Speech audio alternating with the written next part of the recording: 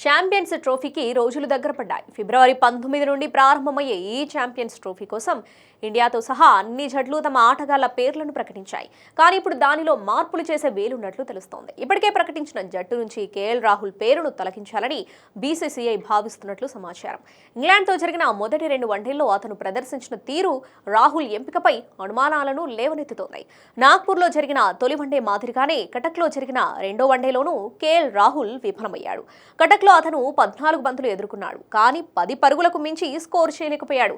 దీనికి ముందు నాగ్పూర్లో రాహుల్ కేవలం 2 పరుగులు మాత్రమే చేశాడు. అంటే అతని మొదటి 2 వన్డేల్లో కేవలం 12 పరుగులు మాత్రమే చేశాడు. ఇప్పుడు ఈ ప్రదర్శనతో అతను ఛాంపియన్స్ ట్రోఫీ ఆడగలడా అనేది అభిమానులతో పాటు సెలెక్టర్లలో మొదలైన ప్రశ్న.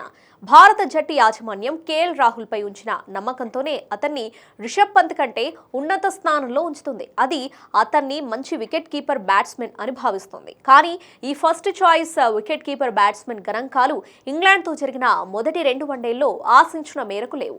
ఆ నమ్మకం చెడిపోతే రాహుల్కు కష్టమే కావచ్చు. ఇటు ఛాంపియన్స్ ట్రోఫీ జట్టు నుంచి కూడా అతన్ని తొలగించవచ్చనే ప్రశ్న తలెత్తుతోంది.